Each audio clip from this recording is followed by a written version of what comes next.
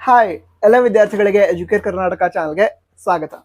ಕರ್ನಾಟಕ ರಾಜ್ಯದಲ್ಲಿ study ಮಾಡ್ತಿರುವಂತಹ high school ಅದ್ರ ಜೊತೆಗೇನೆ ಈಗ PUC, degree, PG, engineering, medical ಈ ಎಲ್ಲ ಕೋರ್ಸನ್ನ ಮಾಡುವಂತಹ ವಿದ್ಯಾರ್ಥಿಗಳಿಗೋಸ್ಕರ ಪ್ರೈಸ್ ಮನಿ ಏನಿದೆ ಅದಕ್ಕೆ ಅಪ್ಲಿಕೇಶನ್ ಸ್ಟಾರ್ಟ್ ಆಗಿದೆ. ನಂತರ ಒಂದು ಖುಷಿಯ ವಿಚಾರ ಅಂತ ಹೇಳಿದ್ರೆ ಯಾವುದೇ ಕೆಟಗರಿಯವರಾಗಿದ್ರು ಕೂಡ ಅಂದ್ರೆ SC, ST ಈ ಕೆಟಗರಿ ಜೊತೆಗೆ ಜನರಲ್ ಮೆರಿಟ್, OBC ಯಾವುದೇ ಕೆಟಗರಿಯವರಾಗಿದ್ರು ಕೂಡ ವಿದ್ಯಾರ್ಥಿಗಳು ಅಪ್ಲಿಕೇಶನ್ ಹಾಕಿ ಪ್ರೈಸ್ ಮನಿಯನ್ನ ಪಡೆದುಕೊಳ್ಬಹುದು. ನಂತರ ಅದೇ ಈಗ SC, ST ಕೆಟಗರಿ ಹಾಗೆ ಇತರ ವಿದ್ಯಾರ್ಥಿಗಳು GM ವಿದ್ಯಾರ್ಥಿಗಳು ಅವರಿಗಿರುವ ಡಿಫ್ರೆನ್ಸ್ ಏನಂತ ಹೇಳಿದ್ರೆ ಪರ್ಸೆಂಟೇಜ್ ಬಗ್ಗೆ, ಸರಿನಾ? ಸೊ ಎಲ್ಲ ವಿಷಯಗಳನ್ನ ಈಗ ತಿಳಿದುಕೊಳ್ತಾ ಹೋಗೋಣ. ಈಗ ಪ್ರೈಸ್ ಮನಿ ಏನಿದೆ ಅದು ಹೈಸ್ಕೂಲ್ ವಿದ್ಯಾರ್ಥಿಗಳಿಗೆ ಅಂದ್ರೆ 8th, 9th, 10th ಈ ವಿದ್ಯಾರ್ಥಿಗಳಿಗೆ 6,000 ರೂಪಾಯಿಗಳು ಇರುತ್ತೆ. 6,000 ರುಪೀಸ್ ಪ್ರೈಸ್ ಮನಿ ಇರುತ್ತೆ. ನಂತರ ಫಸ್ಟ್ PUC, ಸೆಕೆಂಡ್ PUC ಹಾಗೆ ಡಿಪ್ಲೊಮಾ ಮಾಡುವಂತಹ ವಿದ್ಯಾರ್ಥಿಗಳಿಗೆ 8,000 ರುಪೀಸ್ ಪ್ರೈಸ್ ಮನಿಯನ್ನ ನೀಡಲಾಗುತ್ತೆ ಅಂತ ಹೇಳಿದ್ದಾರೆ. ನಂತರ ಡಿಗ್ರಿ ಕೋರ್ಸ್ ಅನ್ನ ಮಾಡುವಂತಹ ವಿದ್ಯಾರ್ಥಿಗಳು ಈಗ BA, BSc, BCom, BCA, BBA ಈ ರೀತಿ ಡಿಗ್ರಿ ಕೋರ್ಸ್ ಅನ್ನ ಮಾಡುವಂತಹ ವಿದ್ಯಾರ್ಥಿಗಳಿಗೆ 10,000 ರುಪೀಸ್ ಪ್ರೈಸ್ ಮನಿಯನ್ನ ನೀಡಲಾಗುತ್ತೆ ಅಂತ ಹೇಳಿದ್ದಾರೆ. ನಂತರ PG ಕೋರ್ಸಸ್ ಏನಿರುತ್ತೆ ಈಗ MA, MSc, MCom, MCA, MBA ಈ ರೀತಿ ಕೋರ್ಸ್ ಅನ್ನ ಮಾಡುವಂತಹ ವಿದ್ಯಾರ್ಥಿಗಳಿಗೆ 12,000 ರುಪೀಸ್ ಪ್ರೈಸ್ ಮನಿಯನ್ನ ನೀಡಲಾಗುತ್ತೆ ಅಂತ ಹೇಳಿದ್ದಾರೆ. ನಂತರ ಎಂಜಿನಿಯರಿಂಗ್ ಅದಂತರ ಮೆಡಿಕಲ್ ಕೋರ್ಸ್ ಅನ್ನ ಮಾಡುವಂತ ವಿದ್ಯಾರ್ಥಿಗಳಿಗೆ 20,000 ರುಪೀಸ್ ಪ್ರೈಸ್ ಮನಿ ಇರುತ್ತೆ ಅಂತ ಹೇಳಿದ್ದಾರೆ, ಸರಿನಾ? ನಂತರ ಈ ಒಂದು ಪ್ರೈಸ್ ಮನಿ ಏನಿದೆ ಅದಕ್ಕೆ ಅಪ್ಲಿಕೇಶನ್ ಹಾಕೋದಕ್ಕೆ ವೆಬ್ಸೈಟ್ ಯಾವುದು ಅದನ್ನ ತಿಳ್ಕೊಳ್ತಾದ್ರೆ klwapps.karnataka.gov.in ಇದ್ರ ಮೂಲಕ ವಿದ್ಯಾರ್ಥಿಗಳು ಅಪ್ಲಿಕೇಶನ್ ಅನ್ನ ಹಾಕಬಹುದು, ಸರಿನಾ? ಈಗ ಅಪ್ಲಿಕೇಶನ್ ಹಾಕೋದಕ್ಕೆ ಯಾವ್ಯಾವ ಡಾಕ್ಯುಮೆಂಟ್ಸ್ ಬೇಕು, ನಂತರ ಕ್ರೈಟೀರಿಯಾ ಏನೇನಿದೆ ಅದನ್ನು ಕೂಡ ತಿಳಿದುಕೊಳ್ತಾ ಹೋಗೋಣ. ಅದಕ್ಕಿಂತ ಮೊದಲು ಈಗ ಮುಂದಿನ ದಿನಗಳಲ್ಲಿ ಸ್ಕಾಲರ್ಶಿಪ್, ಬೇರೆ ಸ್ಕಾಲರ್ಶಿಪ್ಗೂ ಕೂಡ ಅಪ್ಲಿಕೇಶನ್ ಸ್ಟಾರ್ಟ್ ಆಗುತ್ತೆ SSB ಪೋರ್ಟಲ್. ಸೊ ಅದ್ರ ಬಗ್ಗೆ ಕೂಡ ಇನ್ಫಾರ್ಮೇಶನ್ ಕೊಡ್ತೀವಿ. ನಂತರ ನೀವೀಗ SSLC ಹಾಗೆ PUC ಸ್ಟಡಿ ಮಾಡ್ತಾ ಇದ್ರೆ ನಿಮಗೆ ಎಕ್ಸಾಮ್ ಬಗ್ಗೆ ಮುಂಬರುವಂತಹ ಎಲ್ಲ ಅಪ್ಡೇಟ್ಸ್ ಈಗ ಬ್ಲೂ ಪ್ರಿಂಟ್ ಆಗಿರ್ಬೋದು, ಮಾಡೆಲ್ ಕ್ವೆಶ್ಚನ್ ಪೇಪರ್ ಆಗಿರ್ಬೋದು ಅದ್ರ ಬಗ್ಗೆ ಕೂಡ ಇನ್ಫಾರ್ಮೇಶನ್ ನಾವು ನಿಮಗೆ ತಿಳಿಸ್ತೀವಿ. ಸೊ ಈ ಚಾನಲ್ಗೆ ಮರೀದೆ ಸಬ್ಸ್ಕ್ರೈಬ್ ಮಾಡಿ. ಸರಿ, ಈಗ ವಿಷಯವನ್ನ ತಿಳಿದುಕೊಳ್ತಾ ಹೋಗೋದಾದ್ರೆ ಈಗಾಗಲೇ ಹೇಳಿದೆ klwapps.karnataka.gov.in ಈ ಒಂದು ವೆಬ್ಸೈಟ್ ಮೂಲಕ ವಿದ್ಯಾರ್ಥಿಗಳು ಅಪ್ಲಿಕೇಶನ್ ಹಾಕಬಹುದು. ನಂತರ ಈ KLWB ಅಂತ ಹೇಳಿದ್ರೆ ಕರ್ನಾಟಕ ಲೇಬರ್ ವೆಲ್ಫೇರ್ ಡಿಪಾರ್ಟ್ಮೆಂಟ್ ಅಂತ. ಸೊ ಇವರು ಈ ಪ್ರೈಸ್ ಮನಿಯನ್ನು ನೀಡ್ತಿದ್ದಾರೆ. ನಂತರ ಪ್ರೈಸ್ ಮನಿಗೆ ಅಪ್ಲಿಕೇಶನ್ ಹಾಕೋದಕ್ಕೆ ಲಾಸ್ಟ್ ಡೇಟ್ ಏನಿದೆ ಇದು ಜನವರಿ 31 ಆಗಿರುತ್ತೆ. ಅದಕ್ಕಿಂತ ಮೊದಲು ವಿದ್ಯಾರ್ಥಿಗಳು ಅಪ್ಲಿಕೇಶನ್ ಹಾಕಬೇಕು.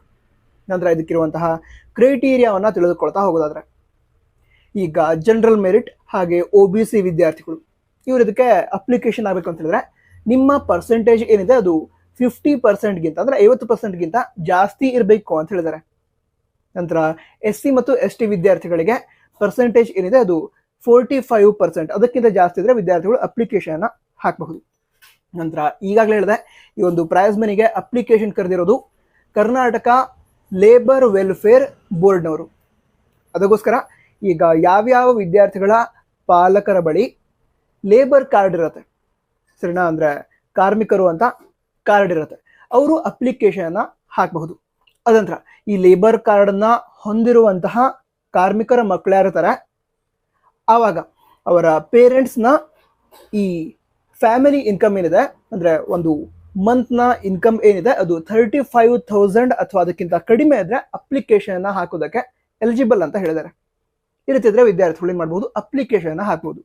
ಈಗ ಅಪ್ಲಿಕೇಶನ್ ಹಾಕೋದಕ್ಕೆ ಯಾವ್ಯಾವ ಡಾಕ್ಯುಮೆಂಟ್ಸ್ ಬೇಕು ಅದನ್ನ ತಿಳಿದುಕೊಳ್ತಾ ಹೋಗೋದಾದ್ರೆ ಅಥವಾ ಕ್ರೈಟೀರಿಯಾ ಏನೇನಿದೆ ಅದನ್ನು ತಿಳಿದುಕೊಳ್ತಾ ಹೋಗೋದಾದ್ರೆ ಈಗ ಒಂದು ಫ್ಯಾಮಿಲಿಯಿಂದ ಒಬ್ಬ ವಿದ್ಯಾರ್ಥಿಗೆ ಈ ಒಂದು ಪ್ರೈಸ್ ಮನಿಯನ್ನ ನೀಡಲಾಗುತ್ತೆ ಅಂತ ಹೇಳಿದ್ದಾರೆ.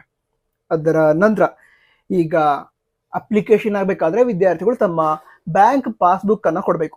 ಆ ಪಾಸ್ಬುಕ್ ಏನಿದೆ ಅಂದ್ರೆ ಪಾಸ್ಬುಕ್ ನ ಡೀಟೇಲ್ಸ್ ಅನ್ನ ಕೊಡೋದಿರುತ್ತೆ, ಸ್ಕ್ಯಾನ್ ಮಾಡಿ ಅಪ್ಲೋಡ್ ಮಾಡೋದಿರುತ್ತೆ. ಆವಾಗ ಬ್ಯಾಂಕ್ ಪಾಸ್ಬುಕ್ ಏನಿದೆ ಅದ್ರ ಮೇಲೆ ನಿಮ್ಮ ಅಕೌಂಟ್ ನಂಬರ್ ಕರೆಕ್ಟ್ ಆಗಿ ಕಾಣ್ತಾ ಇರಬೇಕು, ಹಾಗೆ IFSC ಕೋಡ್ ಕರೆಕ್ಟ್ ಆಗಿ ಕಾಣ್ತಾ ಇರಬೇಕು, ಅಂದ್ರೆ ಕ್ಲಿಯರ್ ಆಗಿ ಕಾಣ್ತಾ ಇರಬೇಕು ಅಂತ ಹೇಳಿದ್ದಾರೆ. ಅದ್ರ ಜೊತೆಗೆ ವಿದ್ಯಾರ್ಥಿಗಳು SSLC ಅದೇ ರೀತಿ PUC ಮಾರ್ಕ್ಸ್ ಕಾರ್ಡ್ ಅನ್ನ ಅಪ್ಲೋಡ್ ಮಾಡಬೇಕಾಗತ್ತೆ. SSLC ನಂತರದ ಕೋರ್ಸ್ಗೋಸ್ಕರ ಅಪ್ಲೈ ಮಾಡ್ತಾ ಇದ್ದಾರೆ ಅಂದ್ರೆ PUC ಆಗಿರ್ಬೋದು, SSLC ನಂತರದ ಕೋರ್ಸ್ ಆಗಿದ್ರೆ PUC ಆಗಿರ್ಬೋದು, ನಂತರ ಡಿಗ್ರಿ ಆಗಿರ್ಬೋದು, PG ಕೋರ್ಸ್ ಆಗಿರ್ಬೋದು. ಅದ ಸಂದರ್ಭದಲ್ಲಿ SSLC ಮಾರ್ಕ್ಸ್ ಕಾರ್ಡ್ ಅನ್ನ ಅಪ್ಲೋಡ್ ಮಾಡೋದಿರುತ್ತೆ. ಅದರ ನಂತರ PUC ನಂತರದ ಕೋರ್ಸ್ ಆಗಿದ್ರೆ ಸೆಕೆಂಡ್ PUC ಮಾರ್ಕ್ಸ್ ಕಾರ್ಡ್ ಅನ್ನು ಕೂಡ ಅಪ್ಲೋಡ್ ಮಾಡೋದಿರುತ್ತೆ. ಸೊ ಆ ಸಂದರ್ಭದಲ್ಲಿ ಆ ಮಾರ್ಕ್ಸ್ ಕಾರ್ಡ್ ಅಲ್ಲಿ ಎಲ್ಲ ಡೀಟೇಲ್ಸ್ ಕ್ಲಿಯರ್ ಆಗಿ ಕಾಣ್ತಾ ಇರಬೇಕು ಅಂತ ಹೇಳಿದ್ದಾರೆ. ಓಕೆನಾ. ಅದರ ನಂತರ ಈಗ ಯಾವ ವಿದ್ಯಾರ್ಥಿಗಳು ಅಪ್ಲಿಕೇಶನ್ ಹಾಕ್ತಾ ಇದಾರೆ ಅವ್ರದ್ದು ಅವರ ತಂದೆ ಹಾಗೆ ತಾಯಿಯ ಆಧಾರ್ ಕಾರ್ಡ್ ಬೇಕಾಗತ್ತೆ. ಅದನ್ನ ಸ್ಕ್ಯಾನ್ ಮಾಡಿ ಅಪ್ಲೋಡ್ ಮಾಡೋದಿರುತ್ತೆ.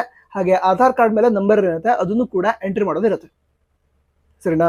ಅದ ನಂತರ ಈಗ ಅಪ್ಲಿಕೇಶನ್ ಹಾಕ್ತಿರುವಂತಹ ವಿದ್ಯಾರ್ಥಿಯ ತಂದೆ ಅಥವಾ ತಾಯಿ ಇಲ್ಲ ಆಗಿದ್ರೆ, ಅಂದ್ರೆ ತೀರಿ ಹೋಗಿದ್ರೆ, ಅಂಥ ಸಂದರ್ಭದಲ್ಲಿ ಆ ಮರಣ ದಾಖಲೆ ಏನಿರುತ್ತೆ ಅದನ್ನು ಕೂಡ ಅಪ್ಲೋಡ್ ಮಾಡಬೇಕು ಅಂತ ಹೇಳಿದ್ದಾರೆ. ಸರಿನಾ. ಅದ ನಂತರ ಈಗ ಯಾವ ವಿದ್ಯಾರ್ಥಿಗಳು ಈ ಒಂದು ಪ್ರೈಸ್ ಮನಿಗೋಸ್ಕರ ಅಪ್ಲಿಕೇಶನ್ ಹಾಕ್ತಿದ್ದಾರೆ, ಈಗ ಎಕ್ಸಾಂಪಲ್ಗೆ ಅವರು ಡಿಗ್ರಿ 3rd ಸೆಮ್ ಅಲ್ಲಿ ಇದ್ದಾರೆ ಅಂತ ಅಂದ್ಕೊಳ್ಳೋಣ. ಅವಾಗ ಅವರು ಫಸ್ಟ್ ಸೆಮಿಸ್ಟರ್ ಹಾಗೆ ಸೆಕೆಂಡ್ ಸೆಮಿಸ್ಟರ್ನ ಮಾರ್ಕ್ಸ್ ಕಾರ್ಡನ್ನು ಅಪ್ಲೋಡ್ ಮಾಡಬೇಕು ಅಥವಾ ಮಾರ್ಕ್ಸ್ ಡೀಟೇಲ್ಸ್ ಅನ್ನ ಕೊಡಬೇಕು. ಅದೇ ರೀತಿ ಯಾವುದಾದ್ರು ವಿದ್ಯಾರ್ಥಿಗಳು ಈಗ ಡಿಗ್ರಿ 5th ಸೆಮ್ ಅಲ್ಲಿ ಇದ್ರೆ ಅವರು 3rd ಮತ್ತು 4th ಸೆಮಿಸ್ಟರ್ನ ಮಾರ್ಕ್ಸ್ ಕಾರ್ಡನ್ನು ಕೊಡಬೇಕಾಗುತ್ತೆ. ಅಂದರೆ ಮಾರ್ಕ್ಸ್ ಕಾರ್ಡನ್ನು ಸ್ಕ್ಯಾನ್ ಮಾಡಿ ಅಪ್ಲೋಡ್ ಮಾಡಬೇಕಾಗುತ್ತೆ. ಸೊ ಈ ರೀತಿ ವಿದ್ಯಾರ್ಥಿಗಳು ಯಾವ ಸೆಮಿಸ್ಟರಲ್ಲಿ ಇರ್ತಾರೋ ಅದರ ಹಿಂದಿನ 2 ಸೆಮಿಸ್ಟರ್ನ ಮಾರ್ಕ್ಸ್ ಕಾರ್ಡ್ ಡೀಟೇಲ್ಸ್ ಅನ್ನ ಕೊಡಬೇಕು ಅಂತ ಹೇಳಿದ್ದಾರೆ. ನಂತರ ಇದಿಷ್ಟು ವಿಷಯಗಳಾಗಿತ್ತು.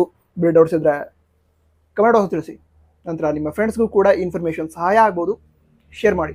All the best. ಜೈ ಹಿಂದ್. ವಂದೇ ಮಾತರಂ.